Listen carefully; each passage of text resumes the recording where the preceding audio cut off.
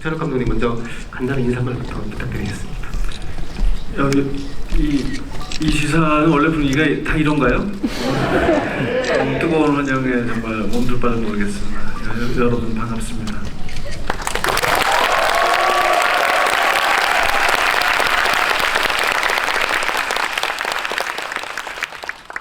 네, 제가 일단 질문을 드리는 동안에 궁금하신 것들을 게시판에 지금 올라와 있는 글에 댓글로 남겨주시면 됩니다. 지금 뭐 벌써 질문이 70개가 넘었네요. 네, 자 그럼 시작을 하겠습니다. 그 감독님 그 헤어질 결심 이제 인터뷰를 보면은 이제 그 67년에 만들어진 김수용 감독님의 안개라는 영화에 나온 그 주제곡이죠. 그 노래에 이제 영감을 받으셨다라는 이제 얘기가 있는데요. 그 이 극 중에서도 보면 이제 그 이정현 배우가 그 대사가 있잖아요. 그 대사가 이제 그 노래를 듣고 이 동네 주제가 같은 뭐 그렇게 이제 대사를 하는데 이 노래의 어떤 부분에 이제 영감을 받으셨을까요? 제가 어려서부터 제가 63년생이니까 이 노래를 정말 어려서부터 들은 셈인데 정훈이 선생님의 이제 팬이었고요. 계속 지금까지. 일단은 어린 마음에도 알 수 없는 그런 애절한 느낌이 있고 음악적으로 아주 탁월하고 그런데 이제 가사를 음미하면 할수록 뭔가 아련하고 잡힐 듯한데 잡히지 않는 그런 이렇게 불분명한 느낌이 좋았고요. 특히 가사를 음미할 때 안개 속에 눈을 떠라 눈물을 감추어라 그런 부분이 저는 이상하게 제일 심금을 울렸어요. 안개가 끼어 있으면은 뭐가 흐릿해가지고 잘 안 보이잖아요. 그럴수록 눈을 부릅뜨고 뭔가를 보려고 노력하는 것 그런 모습이 그런 표정이 떠오르더라고요.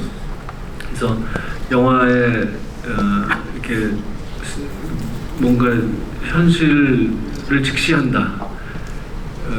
똑바로 본다. 똑바로 보려고 노력한다. 사진, 그러니까 말씀으로 해드릴까요? 사진으로 보시겠어요? 뭐 그럴 때 말씀이라고 설애가 말하면 혜준이 약간 실망했다가 금방 바꿔서 사진 그랬을 때 이렇게 반색하는 장면이 있잖아요. 그런 것이 다 여기서 나온 것이고요.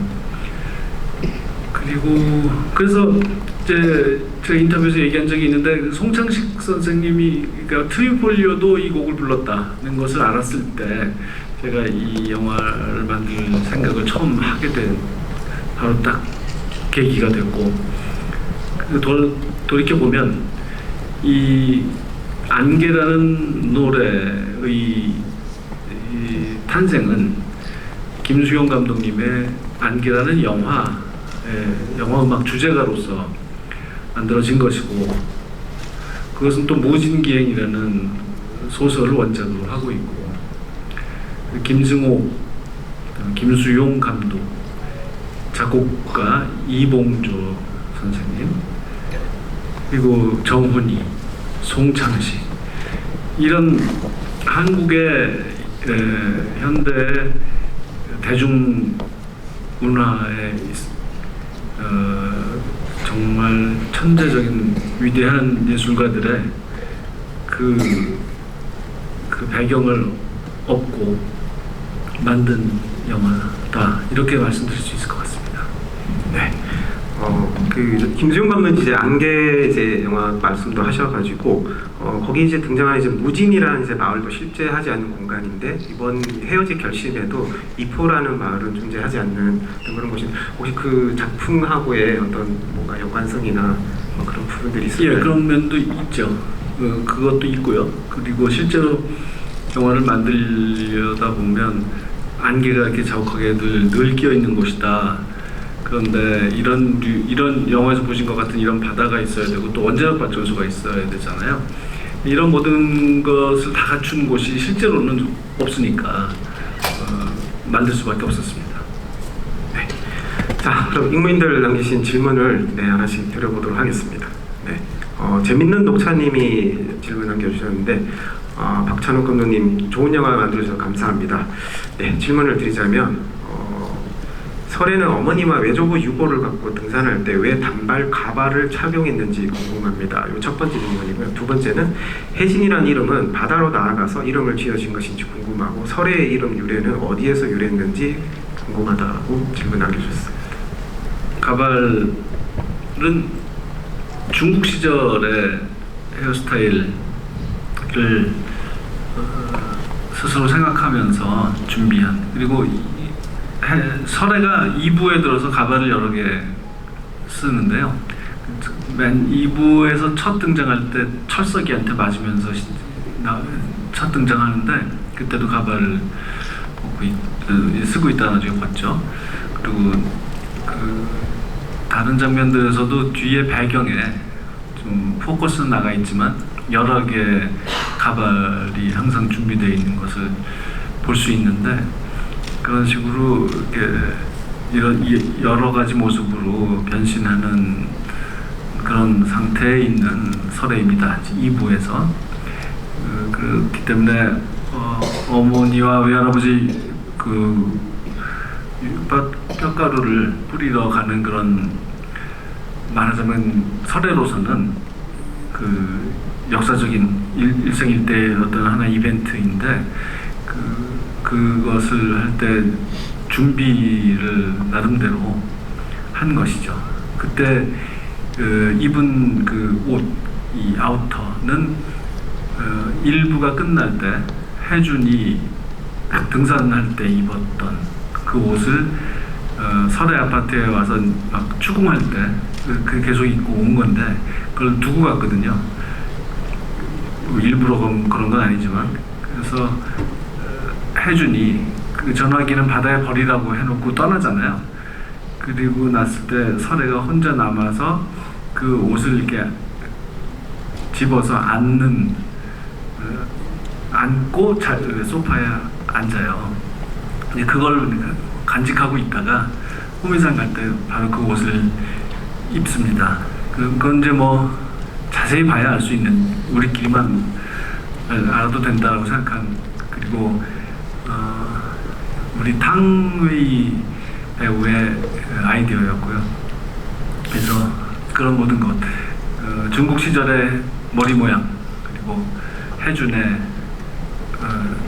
옷, 그것을 입고 올라간다라는 설정을 하고 싶었고, 혜진이 아니라 혜준이죠. 장혜준. 그냥 준은 뭐 별로 미었고, 해는 이제 바다의 해자고 또 박해일의 해이기도 합니다. 네. 그리고 설에는 애초에 짓기는 서쪽에서 왔다라는 그 뜻으로 지었는데, 중국 발음을 좀 그럴듯하게 더 좀 멋들어지게 하기 위해서는 이런 다른 글자를 쓰는 게 좋겠다는 탕웨이 씨의 제안을 받아들여서, 뭔가 제가 지금은 기억을 못하 잊어버렸는데 그 한자를 바꿨어요. 그건 뭐 영화 속에 등장하지는 않으니까 뭐가 됐든 상관없지만, 중국 발음은 스스로 그런 말 하잖아요. 송설애라고 자기 이름으로 얘기하는 장면이 있는데, 그때 그 발음은 서쪽에서 왔다는 그 한자가 아닙니다. 네. 자, 이 영화를 두 가지 어떤 중요한 이제 무대되는 것이 있는데, 이제 산과 바다로 이제 볼 수 있을 것 같은데요. 이 영화 속에서 이제 중요한 사건들이 각각 이제 산과 바다가 무대가 되고, 이제 이 영화의 백미인 장면 역시도 산과 바다에서 이루어집니다.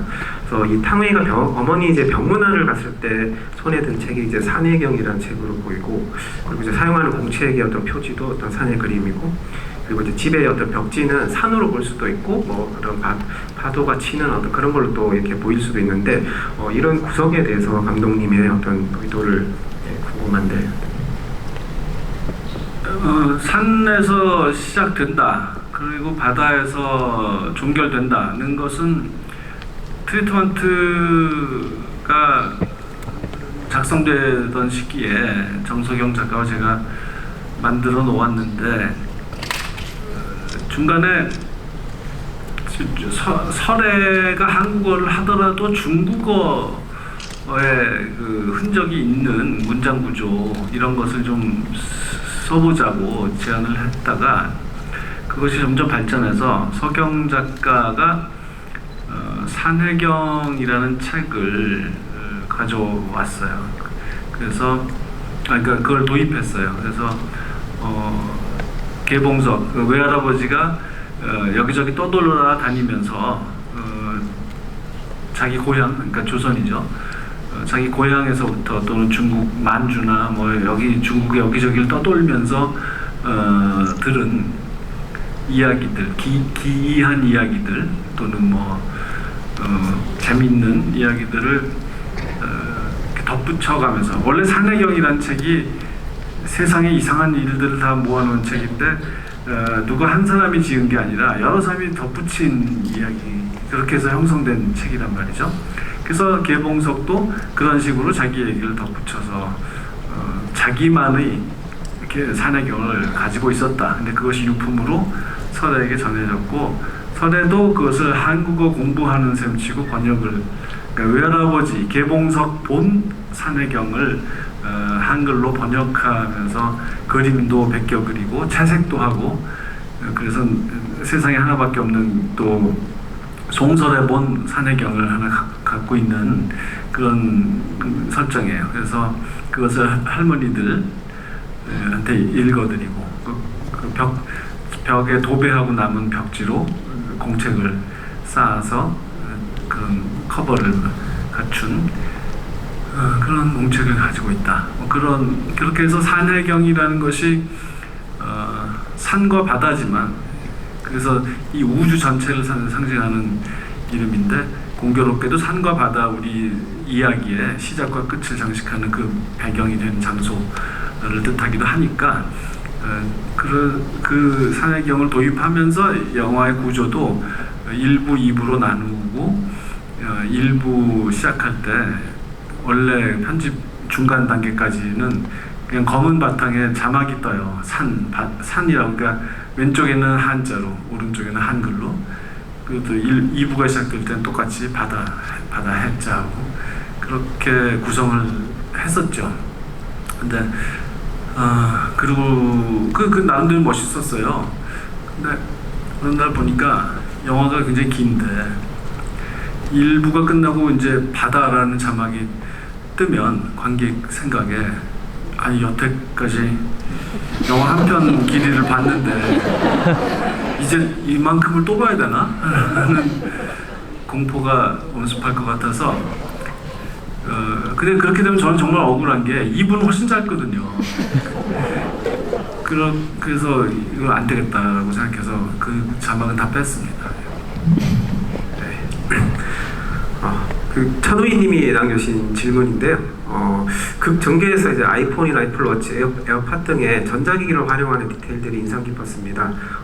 이 아이디어에 대해서 궁금하고, 그리고 감독님은 평소에 어떤 제품을 사용하시는지. 제가 굉장히 아날로그적인 인간인데, 영화 속에서도 당연히 이제 이런 물건들을 많이 쓰는 거, 이게 무슨 SF 영화도 아니고 이런 걸 많이 쓰고 싶지 않았죠. 근데 이제 다른 영화들, 다른 감독들이 만든 영화를 볼 때 가끔 갸우뚱하게 될 때가 뭐였냐면은, 뭐 예를 들어서 형사들끼리 뭐 사건 파일 뭐 주고받는다 할 때 그냥 이메일로 보내고 컴퓨터로 열어서 파일을 보고 그러면 쉬울 텐데, 굳이 막 종이에 그 프린트된 사진에 뭐 그런 뭐 두꺼운 종이로 된 파일 그런 거 해가지고 막 탁 던져주고 이렇게 좀 펼치고 막 이렇게 하면은 뭔가 좀 있어 보이고 그렇듯하고, 그 미술팀에서 할 것도 많고 그렇잖아요. 근데 그런 걸 볼 때마다 그냥 컴퓨터로 보면 될 때 왜 저럴까 하는 생각이 들잖아요. 그래서 이렇게 스마트 기기를 쓰는 것을 회피하는 일이 현명할까? 그것을 이렇게 하면 쉬운데 왜 다른 길을 택하지? 하는 생각이 들면서 현대 관객한테 좀 생활 일상적으로 익숙한 장치들을 쓰는 게 그게 현명하겠다는 생각이 들었고, 이 이야기는 애초부터 좀 구식의 사고방식을 가진 주인공들이고 좀 고전적인 우아함을 추구하려고 했던 영화이니만큼 그런 태도와 그런 사고방식을 가진 사람들이 이런 기계들을 막 자주 사용하면 그게 더 흥미롭겠다는 생각도 들었어요. 그래서 이제 이런 걸 막 쓰다 보니까 각본에서 결국은 점점 더 나도 빠져들어서 더 많이 사용하고 할 수 있는 건 다 하게 됐어요. 그러다 보니 또 그 문자를 주고받을 때에도 전화기 안에서 본 것 같은 그런 시점샷, 말도 안 되는 그 비현실적인 시점샷도 쓰게 되고, 그런 것은 우리가 문자를 할 때 기계를 보고 하지만 사실 상대방을 생각하면서 하는 문자잖아요. 내 이 육체의 눈은 전화기를 보지만 마음의 눈은 송설애를 생각하면서 그걸 보면서 하는 거니까, 그런 마음으로 마치 송설애가 내 손 안에 잡혀 있는 것처럼 그런 시점샷도 쓰게 되고, 그리고 형사들 영화 보면은 수첩에 적는다거나 또 아니면 구식 녹음기를 가지고 다닌다거나 그러면서 이제 떠오르는 생각들을 메모를 하는데, 그것도 굳이 그럴 필요가 없잖아요. 그냥 워치를 쓰면 되는데, 스마트워치를. 그렇게 하면서 이제 2부에 가서는 강력 사건이 벌어지지 않는 2포에 가서는 이 스마트워치를 더 이상 안 쓰게 된다, 이런 변화도 좀 보여줄 수 있고, 여러모로 점점 더 활용을 많이 적극적으로 하게 됐습니다. 저는 실제로 쓰는 것은 보시다시피 스마트워치는 안 쓰고, 그리고 뭐 애플 제품을 많이 쓰지만 또 그 랩탑 컴퓨터는 애플 제품 아니고요. 이거 뭐 아무거나 막 씁니다. 그리고 이 영화에서 애플 제품을 쓰게 된 것은 그냥 협찬해주는 회사가 거기에서 그런 거죠. 다만 이런 건 있죠. 송설애와 장혜준은 같은 종족이기 때문에 같은 제품을 쓴다. 그래서 그 하나의 회사, 뭐가 됐든 같은 회사의 제품을 써야 되겠다.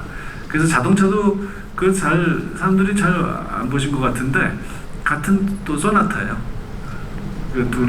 그런 면에서 이제 선택이 같은 사람이다. 그러면 이제 또 그걸 강조하기 위해서는 첫 번째 남편 기도수는 이제 또 다른 회사의 전화기를 사용해야 하고, 그래서 안드로이드 이 패턴으로 암호 풀고 그런 설정들이 다 나오게 된 거죠. 감독님이 이제 이 문자를 보는 이제 시점에 대해서 이제 말씀을 하셔가지고 그 추가 질문으로 이제 이 시점 쇼트의 적극적인 활용, 심지어는 이제 생명을 잃은 동물이나 사물의 시점 쇼트가 영화에 빈번하게 나오는데 이런 것은 어떻게 이제 연출 의도가 어떻게 되시는지 궁금하시다고 질문 남겨주셨습니다. 출발은 대사에도 있듯이 혜준이 살인사건 현장에 가보면 그러니까 피살된 시체의 절반은 눈을 뜨고 있다.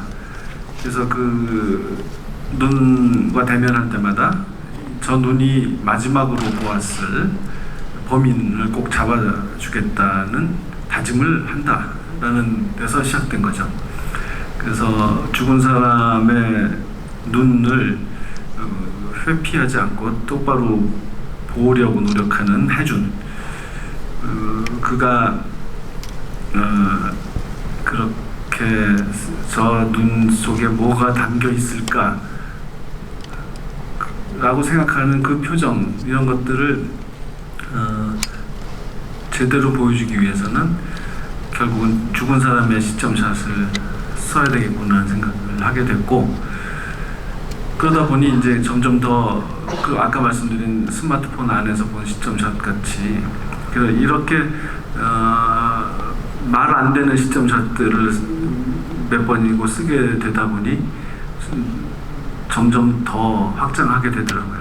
그래서 막 죽은 생선의 시점샷까지 나오게 되고 그래서 좀 더 다양한 앵글에서 다양한 그 뭐랄까 그 다양한 시점, 최대한 쓸 수 있는 다양한 시점을 써보자는 생각에 이르게 됐습니다. 네, 다음 질문으로 그 배트맨 2830님이 남겨주신 질문인데요. 이번 작품이 그동안 나왔던 영화들 중에서 감정이 가장 메마르고 메시지를 묵묵하게 전달하였던 영화 같습니다. 기존 작품에선 각 인물들의 감정을 격하고 노골적으로 표현하셨는데 이번 작품에선 해중과 설애의 감정선과 서로에 대한 애정의 표현을 최대한 절제하는 것으로 묘사한 것처럼 보였는데요. 어떤 의도이신 것이 궁금하시다고. 건조하다고 하셨나요? 아니 뭐라고 처음에? 메마르다. 같은 얘기네요. 저라면 메마르다는 표현보다는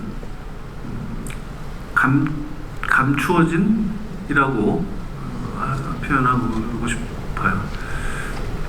감정이 분명히 있고 관객도 짐작할 수 있게 하려고 노력했습니다. 배우들이, 그러니까 극 중의 인물들이 그걸 막 외치고 있진 않아도 관객은 짐작한다. 그리고 상대방, 극 중의 상대방도 대개는 짐작하고 있다는 것을 하느라고 참 애를 많이 썼습니다. 분명히 나는 당신을 사랑합니다라고 말하지 않는데 관객도 알고 상대방도 알고 그냥 말하지 않을 뿐더러 때로는 반대로 말하기도 하고 막 그러는데도 알 수 있다. 그것이 중요한 영화라고 봤어요. 그 감정을 감춘다는 것은 이 영화 속의 두 인물의 그 노인 처지가 그럴 수밖에 없기 때문이기도 하고, 그렇죠. 그리고 또 제가 이런 영화를 만들고 싶었던 이유도 사람이 살면서 다 모든 감정을 다 표현하지 못하니까 그런 인내심이라고 할까요? 그런 걸 참는 데서 오는 어려움, 이런 것들이 영화 속에서 잘 묘사되는 경우가 많지 않은 것 같아서 해보고 싶었어요. 질문이 그 대답이 된 건가? 네. 예. 네. 탕웨이가 이제 연기한 설애라는 인물이 이제 어떻게 보면 이제 판모파탈적인 그런 인물로 보이는데, 또 기존의 어떤 영화 개념의 어떤 판모파탈과는 좀 다른 느낌으로 이제 다가오는데요. 그중에 이제 설애를 보게 되면 사실 이제 모든 것을 주도적으로 이제 하는 인물이고, 바켈 같은 경우는 결국 끝까지 끌려가는 어떤 그런 모습을 이제 보이고 있습니다. 그래서 여기서 저는 이제 영화 보면서 이 탕웨이가 이제 중국어와 한국어를 이제 섞어서 얘기를 하게 되는데, 이게 제가 중국어를 모르다 보니까 그 말투의 어떤 뉘앙스가 어떤 건지를 이제 제가 이제 캐치를 못해서 잘 이제 이해를 못하겠는데, 그냥 영화적으로 제가 봤을 때는 중국어와 한국어를 할 때, 그리고 이제 번역기를 통해서 이렇게 한국어가 나오기도 하는데, 그랬을 때 뭔가 조금 이중적인 어떤 그런 느낌이 좀 그 중국어와 이제 한국 번역기를 통해서 하기도 하고, 또 그리고 드라마나 이런 걸 통해 가지고 또 한국어를 배워서 이렇게 쓰는 말투 자체가 조금 이제 일반 사람들과는 다른데, 그래서 이게 제가 중국어 말투가 어떤 뉘앙스인지를 모르기 때문에 제가 느끼는 영화 속에서 느꼈던 거는 그 언어적인 걸로여서 이 탕웨이라는 인물이 조금 이중적인 그런 느낌이 있다라는 이제 생각이 들었는데, 이 설애라는 어떤 인물과 그리고 이 언어, 이렇게 중국어와 한국어를 섞어서 쓰고 그리고 번역기를 통해서 사용하는 그런 쓰임새에 대해 가지고 감독님의 좀 생각을 듣고 싶습니다. 그게 꽤 복잡한 문제죠. 중국인을 이어서 한국어를 잘 못하는 사람, 그러니까 뭐 중국이 중요한 게 아니라 외국인이어서 한국어를 잘 못한다. 이것에서 이게 굉장히 중요한 문제인데 사실 그거를 하려고 탕웨이를 캐스팅한 게 아니라 반대예요. 탕웨이하고 일을 해보고 싶어서 그래서 주인공을 중국 사람으로 설정한 거거든요. 탕웨이 진짜 이거 알아야 돼요. 말씀을 안 해주셨나요? 해줬는데 잘 안 믿는 눈치요. 그런데 그만큼 저는 또 정석영 작가도 오래전부터 탕웨이 씨하고 작품을 같이 해보고 싶었습니다. 근데 이렇게 만들어낸 시나리오에서 그 외국인이 등장할 만한 배역이 없어서 못했던 건데 이번에는 완전히 백지에서 출발했기 때문에 그럴 수 있었습니다. 그래서 기왕 이제 순서는 거꾸로 됐지만 어찌됐든 외국인을 캐스팅했기 때문에 그것이 최적인 상태로 각본을 만들어야죠. 마치 이런 캐릭터를 만들어 놓고 여기에 맞는 사람을 캐스팅하다 보니 탕웨이가 된 것처럼 그렇게 일을 해야 하죠. 그래서 이 문제에 아주 집중을 했고 한국어를 할 때 한국어를 잘하죠. 굉장히 잘해요. 의미는 잘 전달하잖아요. 그런데 발음은 조금 우리와 다르죠.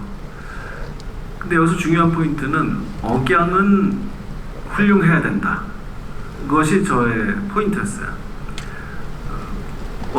약간 낯선 발음, 그러나 어느 한국인보다 정확한 억양, 그러니까 높낮이, 어디를 강조할지, 끝을 올릴지 내릴지, 뭐 장단음의 구별, 이런 문제에서는 철저하게 하려고 했습니다. 왜냐하면은 발음은 어쩔 수 없는 것이지만 억양이라는 것은 이 문장을 내가 어떤 의도로 하고 있는지 그 의도를 표현하는 수단이란 말이죠. 똑같은 문장, 글로 써놓은 문장을 여러 사람이 읽어도 강조하는 단어가 다 다르고 맥락에 따라 다르고 그렇기 때문에 이 사람의 감정을 표현하고 의도를 표현하는 데 있어서 억양은 정확해야 한다는 것이 철저한 원칙이었고요. 그리고 약간 우리가 들으면 다 이해는 할 수 있는데 일상 언어에서 잘 쓰지는 않는 그런 표현을 좀 더 많이 쓰고 싶었어요. 그래서 조금 낯설죠, 우리가 듣기에. 그런데 뜻은 다 전달되고 이상한 매력이 있는 사극으로 한국말을 배워서 고풍스럽게 말을 한다라는 것도 있고 또 당연히 책을 통해서 배웠을 테고 번역을 하면서 사전을 통해서 배웠을 테고 그렇기 때문에 우리가 쓰는 말처럼 귀에 쏙쏙 들어오는 짧고 간결하고 뭐 그런 표현은 아닐지언정 오히려 고풍스러워서 매력적인 그리고 어떤 경우에는 지금 우리가 쓰는 표현보다 더 정확한 저보다 한국말 더 잘하시네요 라고 해준이 말할 수밖에 없는 그리고 우리가 익숙히 아는 단어인데도 그거만 하나만 딱 떼어서 곱씹고 음미하면 좀 귀에 설게 들리고 야 이거 좀 이게 한국어 내가 늘 쓰는 그런 말인가 하는 생각이 드는 그런 효과를 좀 주고 싶었어요. 그리고 거기서 오는 이 캐릭터의 사랑스러움 같은 것도 표현하고 싶었고 근데 이제 그러다가도 이렇게 한국어를 잘하다가도 어떤 순간에 좀 빨리 말하고 싶다 또는 내가 하기에는 좀 한국말이 좀 부족하다 좀 어려운 단어들이 필요하다 싶을 때는 이제 어쩔 수 없이 설에도 중국어를 막 하는 거죠. 그러면 그것을 통역 앱을 통해서 전달할 때 재미있는 효과가 벌어진다고 생각했습니다. 일단 지연되죠. 해준도 답답하고 관객도 답답하고 뭐라는 거예요 도대체? 이게 한국말 잘하다가 왜 갑자기 무슨 그렇게 하고 싶은 어려운 말이 있길래 저렇게 중국어를 하는 거지? 라는 생각이 들죠. 근데 통역 앱을 작동시키면 그 내용은 전달을 정확하게 하는데 거기서 말하고자 하는 뉘앙스는 다 빠지잖아요. 감정이나. 그래서 관객은 그걸 이제 결합시켜야 되는 거예요. 머릿속에서 방금 본 설의 표정과 지금 들리고 있는 이 건조한 목소리, 아주 플랫하고 그것을 결합시켜서 의미를 완성해야 하는 것입니다.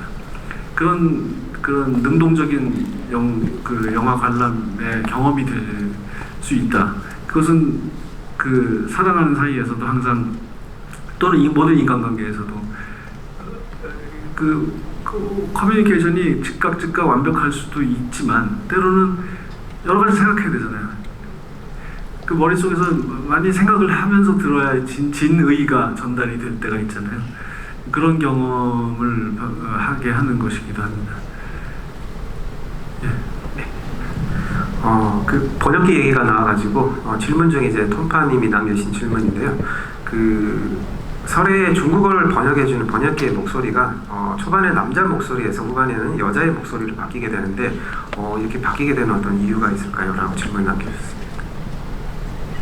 당연히 2부의 호미산에서 눈 내리는 그 호미산에서는 설애가 하는 중국어가 훨씬 감정적인 내용이죠.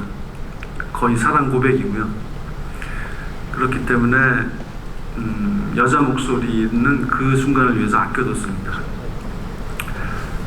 일부에서는 여자가 말하는데 통역은 남자 목소리로 나오면 더 그 간격이 커지기 때문에 이 통역이라는 말을 못 알아듣는 데서 생기는 거리감, 답답함 이런 것이 더 커질 거라고 생각해서 그렇게 했고, 저희끼리의 설정은 13개월 후니까 13개월 사이에 통역 앱의 기능이 향상됐다.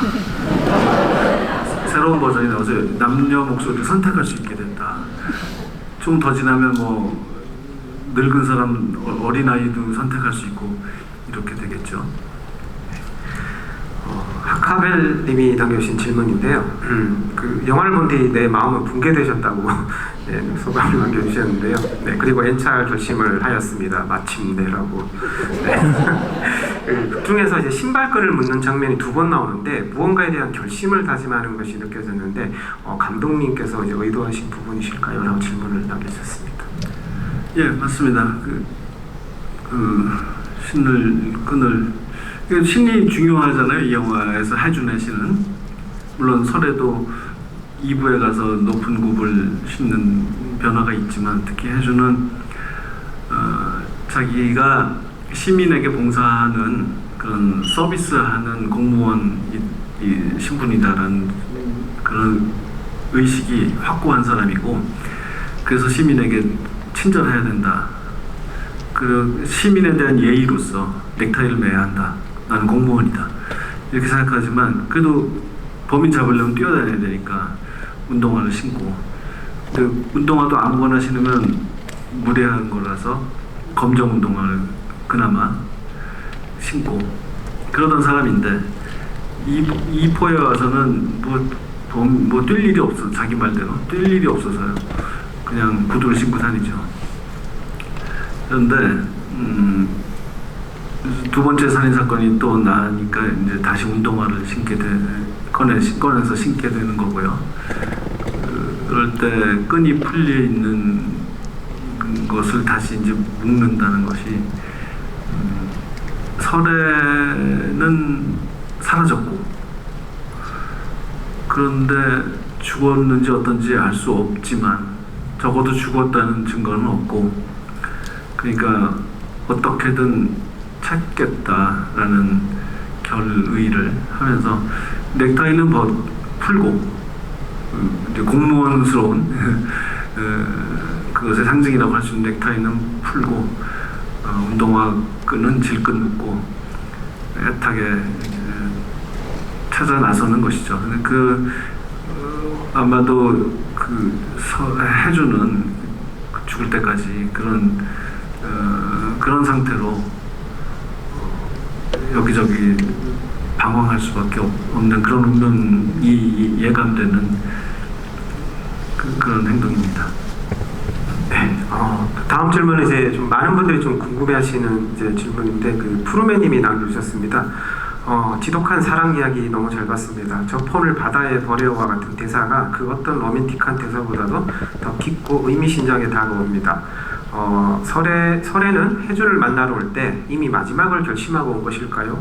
그의 영원한 미제 사건으로 남기 위해서라지만 설에는 왜 이런 마지막 방법을 택한 것일까요? 산에서 시작해서 바다로 마무리된 이유가 있을까요? 라고 질문 남기셨습니다. 거기에 대해서는 뭐 이렇게 제가 유권 해석을 할 필요는 없지 않을까 생각합니다. 설애가 또 심지어 어떤 분들은 죽는 모습이 안 보였으니 죽었다고 생각하지 않으련다. 구덩이에 있다가 물이 뭐 반쯤 찼을 때 나와서 바위 뒤에 숨었다 라고 나는 그렇게 믿고 싶다 뭐 이런 분들도 있고 그렇죠. 뭐 당연히 그런 가능성이 다 가능하라고 그렇게 뭐 손이 마지막 모습이잖아요. 그렇게 했고 탕웨이 배우도 이것을 좀 자유로워지는 그런 해방의 길이라고 해석을 하고 있더라고요. 해파리처럼 흐물흐물해져서 그 물속에 그냥 용해되듯이 그렇게 자유롭게 떠다니는 존재가 되는 것이다. 그런 과정이다. 그렇게 생각하면서 연기를 하겠다고 해서 그러시든가.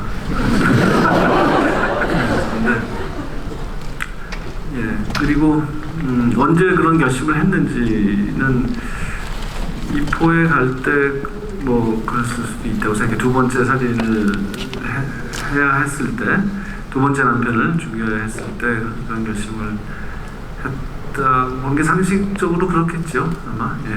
근데 뭐 일부에서도 이미 그 이지구라는 그 범인이 그 해준하고 몸싸움하는 그 친구가 이렇게 자살 충동이 있어요 할 때 그때 보이는 그 소리가 들릴 때 보이는 얼굴은 설의 얼굴이고 그래서 뭔가 암시적이기도 하죠. 그러면 그 마지막 장면에 이제 그 깊은 바다에 던져야 된다는 이 대사 자체가 사실 이제 어떤 결정적인 그 증거를 담고 있는 휴대전화를 이제 없앤다는 이제 의미인데 그렇게 되면 이제 이 혜준이라는 인물 자체가 사실 이 모든 사건을 알고 있는 인물이기 때문에 이 대사 자체가 이 혜준이라는 인물의 어떤 운명을 말해주는 짐작케 하는 그런 대사로 그렇게 해석을 해도 될까요? 네네. 네네. 그러니까 뭐 다 아시고 파악하셨겠지만 뭐 굳이 설명을 드리자면은 혜준은 정말 자기가 경찰 공무원이라는 자긍심이 높은 사람이고 그런 사람으로서 여자에 미쳐서 자기의 표현대로라면 여자에 미쳐서 수사를 망친 끝에 그것으로도 부족해서 증거까지 그 범인에게 넘겨주는 말도 안 되는 그런 그 자기 직업 윤리를 저버리는 행동을 하죠. 그런 사람이란 그 성격을 잘 알고 있는 설에는 이 이상 더 강한 사랑의 표현은 없다라고 생각을 하는 것이고 사랑한다는 말을 100번, 1000번 하는 것보다 더 강한 표현이라고 받아들인 것이고요. 또 다른 전화기, 자기가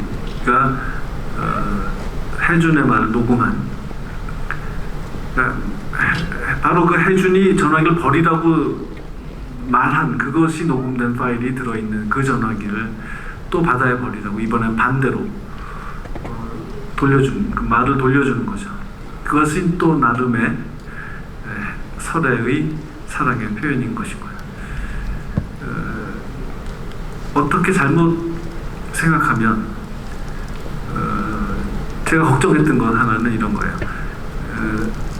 바다에 버려요. 더 깊은 곳에 버려서 아무도 못 찾게 해요 라는 말이 설애에게 구덩이에 파묻고 들어가서 바다에 잠겨라, 빠져 죽어라, 그렇게 종용하는 말로 들릴까봐 좀 걱정을 했지만, 제가 많은 사람들한테 물어본 바 그렇게 오해하시는 분은 없는 것 같아서 다행입니다.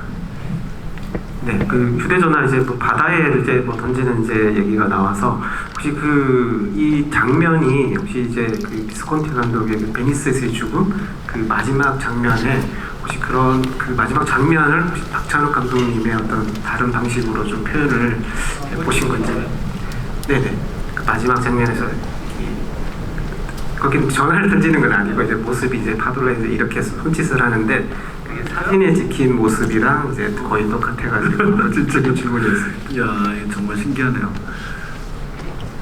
제가 히치콕의 현기증을 이 영화 만들 때 생각을 안 해봤는데, 그런 비슷한 점들이 많은 분들이 지적을 하는 것에 대해서 참 재밌다고 느끼고 있거든요. 근데 또 한 명의 제가 제일 존경하는 비스콘티와, 그리고 또 저 말러 교향곡에 같은 교향곡에 같은 악장을 쓰고 있거든요. 그거는 뭐 제가 알고 했지만, 근데 그런 던지는 자세예요? 거기서도? 뭘 던지는 건 아니고 네, 그냥 아, 손짓이. 세상에.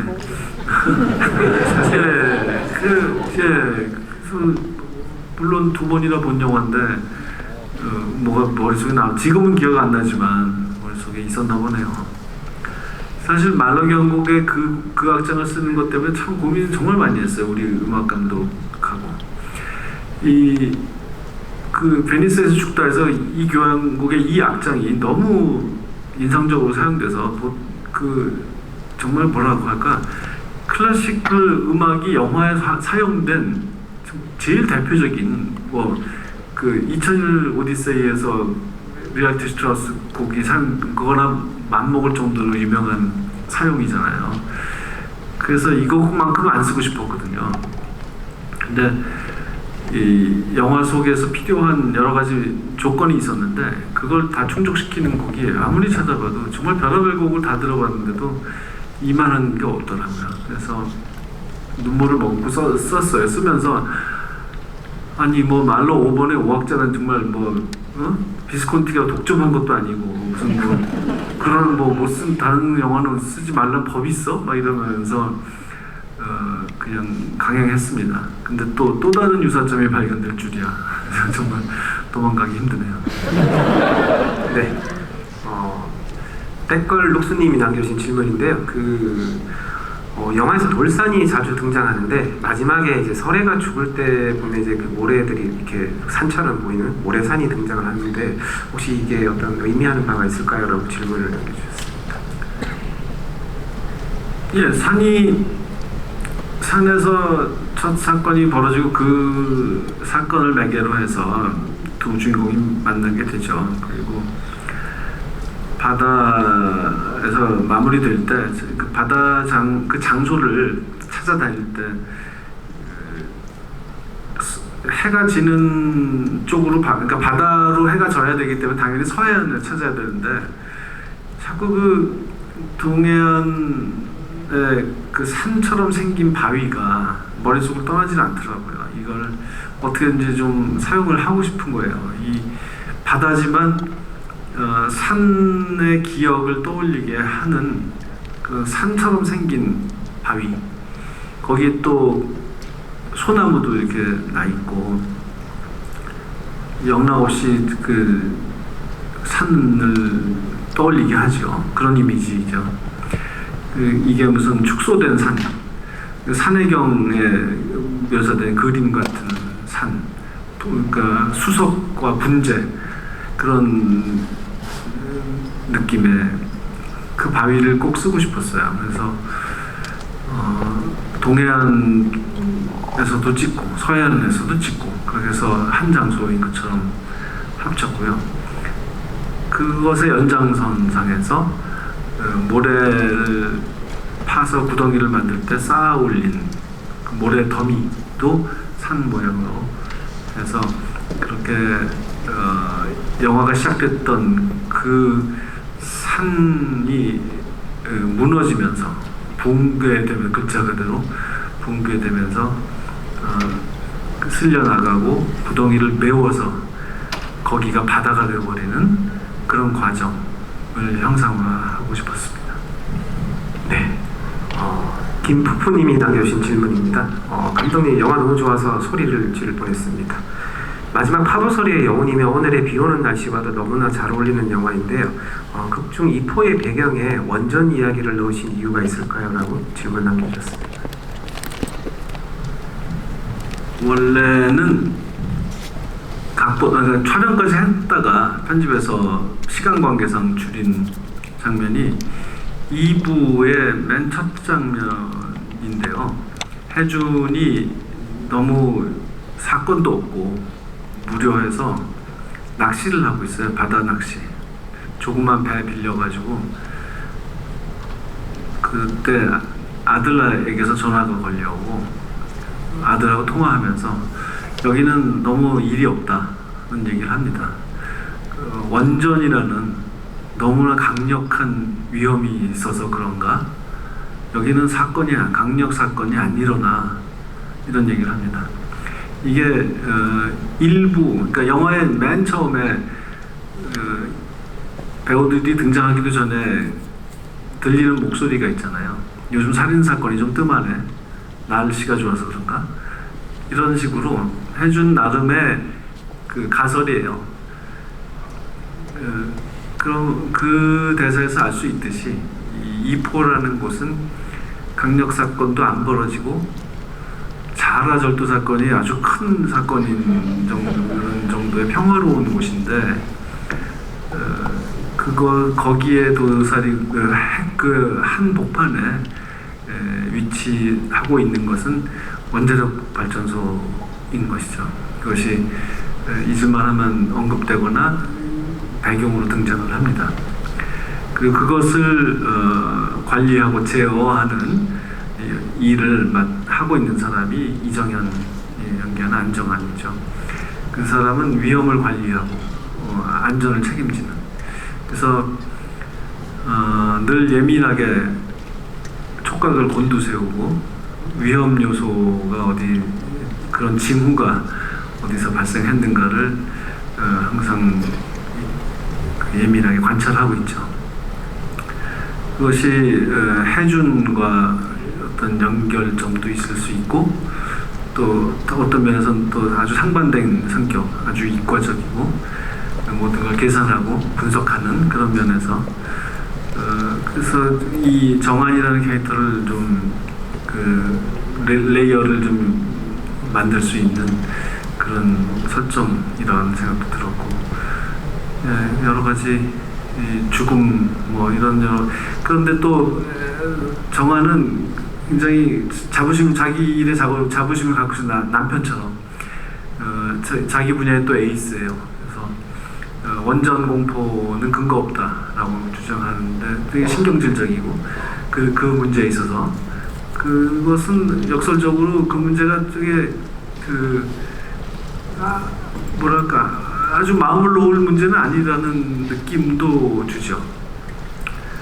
그럴 때 그 해준이 원전 안전하거든요 라고 하면서 이렇게 뭔가 한심한 표정을 짓고 그런 것도 저는 재밌게 생각합니다.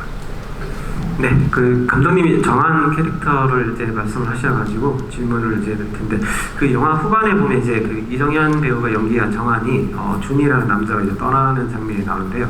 이제 영화 보시면서 이제 뭐 뭐 좀 다들 다르게 또 생각을 하실 수도 있을 것 같아요. 누군가는 이제 좀 갑작스러운 상황이 될 수도 있고, 또 다른 누군가는 원래부터 이 둘 사이는 불륜관계 있었다라고 뭐 생각을 했을 수도 있을 것 같아요. 그래서 극중 대사 중에 이제 우리가 서로를 미워해도 일주일에 한 번씩은 해야 된다. 라는 의미가 이 부부의 관계가 혹시 이미 금이가 있었다는 것을 말해주는 것이 아니었을까라는 또 생각을 해볼 수 있을 것 같은데요. 감독님의 어떤 생각 어떠신지? 역시 관객의 나름의 해석이 얼마든지 적용될 수 있는 장면입니다. 그러나 이제 저도 관객의 한 명으로서 말씀드리자면, 저는 이 부분은 큰 문제 없었다고 생각하고요. 그리고 그런 대사는 정한이 안전 문제에 민감한 사람으로서 뭔가 위험 징후를, 아주 희미한 징후를 예민하게 포착해서 했던 말이다. 그 관리 차원에서 이 원자로 관리하는 것처럼 이 부부관계를 잘 관리하는 그런 책임자로서 할 수 있는 말이었다. 그리고 이주임과는 아직 그렇게까지 발전하지는 않았다. 저는 그렇게 생각했어요. 그래서 그냥 잠시 남편과 떨어져 있고 싶어서 뭐 진도 좀 날라주고, 또 남편에게 좀 보여주고 싶기도 하고 경계심을 갖게 하기 위해서 그런 용도로 그냥 이주임은 활용된 존재가 아닐까. 뭐 저는 그렇게 생각했습니다만 더 깊은 관계라고 보려면 볼 수도 있겠죠. 예. 네. 랄랑님이 남겨주신 질문인데요. 작품에서 혜준이 계속 인공 눈물을 넣는 장면들이 나오는데 이 인공 눈물을 넣는 의미가 있을까요? 라고 질문을 남겨주셨습니다. 뭔가를 똑바로 본다, 직시한다, 현실을 직시한다, 회피하지 않는다, 정확하게 관찰한다 라는 그런 의지의 소산이다라고 생각하면서 만들었습니다. 그리고 이 사람은 시민에게 서비스하는 존재로서 자신의 상태를 최상의 수준으로 항상 유지해야 되는 것이 자기의 사명이라고 생각하기 때문에 여러 가지 물건들을 가지고 다니면서 청결할 뿐더러 뭐 형사로서 임무를 수행하는 데 있어서 필수적인 뭐 관찰력이라든가 이런 거 중시하는 사람이니까 이런 것을 항상 잘 써먹는 사람이다, 이겁니다. 네, 언컷 제임스님이 남겨주신 질문인데요. 혜주는 영화 초반에 왜 아내에게 젊은 중국 여자가 산에서 떨어져서 죽고 늙은 노인이 홀로 남았다고 반대로 말을 했을까요? 라고 질문 남겨주셨습니다. 이미 자기가 그 순간에 벌써 좀 설애에 대해서 떳떳하지 못한 감정을 한 구석에, 머릿속에 한 구석에 느끼고 있었던 것 같아요. 그래서 거짓말할 필요 없는데, 아직 아무 일도 안 벌어졌는데 굳이 그렇게 또 지금 내가 생각하는 사람은 남겨진 여자가 아니라 남겨진 남자다라는 식으로 반대로 말을 하는 거죠. 네. 금명님이 남겨주신 질문인데요. 올해 봤던 영화 중 최고인 것 같고 계속해서 머릿속에 남을 것 같습니다. 설에 파란색 같아 보이면서도 초록색 같아 보이는 옷이 짧게 여러 번 언급되는데 그 옷에 담긴 의미가 무엇인가요? 라고 질문을 남겨주셨습니다. 안개가 그 시야를 흐리게 만드는 것처럼 이 동화에서는 어떤 사물을 정확하게 본다, 어떤 현상, 어떤 관계, 감정 이런 것을 정확하게 본다 것이 중요한 그런 문제로 등장하죠. 그래서 이 옷의 색깔이 뭐냐? 형사로서는 당연히 정확하게 묘사할 수 있는 단어가 필요한 직업적으로 그런 것인데 이처럼 광선에 따라서 이 낮이냐 밤이냐 실내냐 실외냐 실내에서도 어떤 조명 상태냐에 따라서 파랑으로 보였다 녹색으로 보였다 하는 건 정말 짜증나는 일이죠. 이게 그 목격자마다 다르게 말할 수 있는 문제니까 이건 되게 중요한 거거든요, 직업적으로. 근데 이 여자의 옷이 그렇다면 짜증나는 일입니다. 그 설애라는 존재가 어떻게 보면 죽은 사람의 불쌍한 안 남겨진 미망이라는 용어를 좀 안 쓰고 어떻게 표현해야 될지 모르겠는데 그러니까 죽은 사람의 아내 또 어떻게 보면 살인자 뭐 여러 가지로 그 보는 각도에 따라서 그때 상태에 따라서 이렇게도 보이고 저렇게도 보이는 사람이기 때문에 이런 점을 좀 분명하게 하고 싶었어요.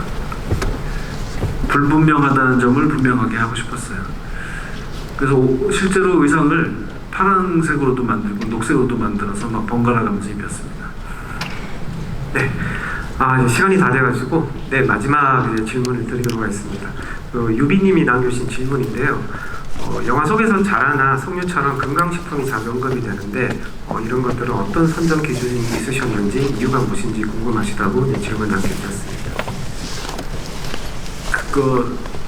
그냥 정한이라는 캐릭터에 도움이 되는 면이죠. 그 사람 언제나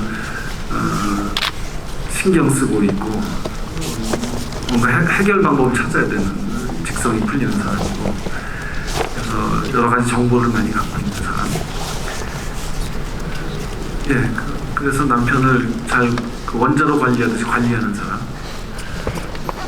특히 이제 자라는 보셨다시피 그렇게 이제 활용도 되고 있고, 예, 그렇습니다. 혹시 이런 것들이 성적인 이미지로 혹시 이렇게 해석을 해도 될까요?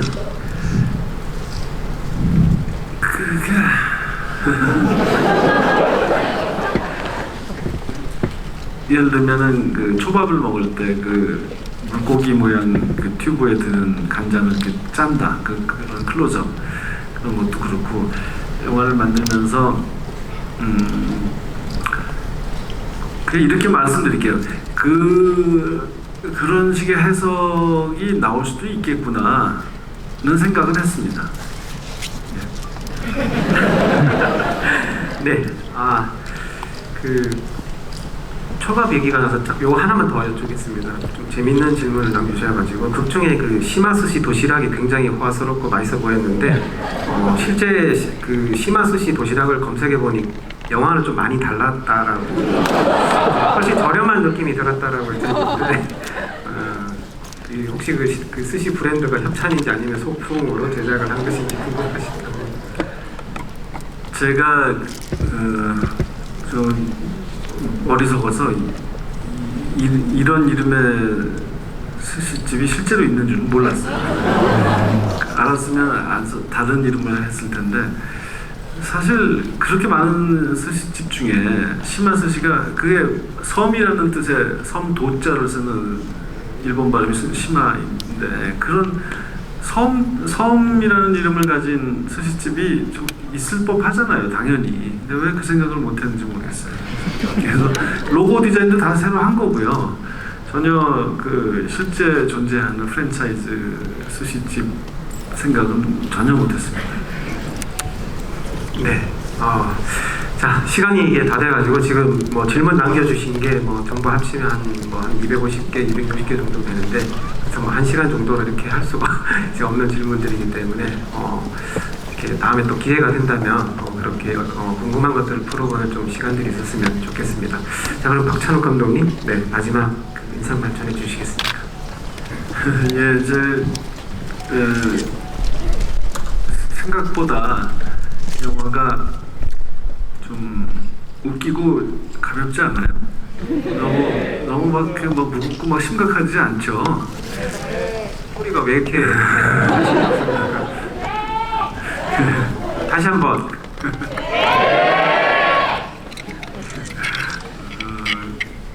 그런 영화를 만들고 싶었습니다. 그래서 그런 영화라고 널리 좀 알려주시면 고맙겠습니다.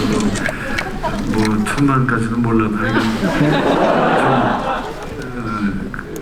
제법 흥행을 해서 최동원, 류승환 이런 감독들한테 술도 좀 살 수 있는 그런 선배가 되어보고 싶습니다. 고맙습니다.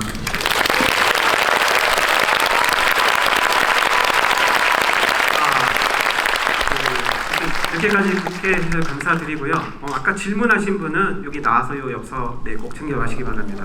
그리고 이제 박찬욱 감독이 만드신 이제 헤어질 결심 영화는 이제 우리 오늘 이제 영화 보신 분들은 아마 기존에 또 다른 앞에 보신 영화들하고는 또 다른 이제 느낌으로 또 아마 와닿으셨을 텐데요. 이제부터 여러분들이 만들어가는 그 시네마가 시작이 될 거라고 생각이 듭니다. 네, 오늘 함께 수고해주신 박찬욱 감독님에게 기립하셔가지고 큰 박수와 함께.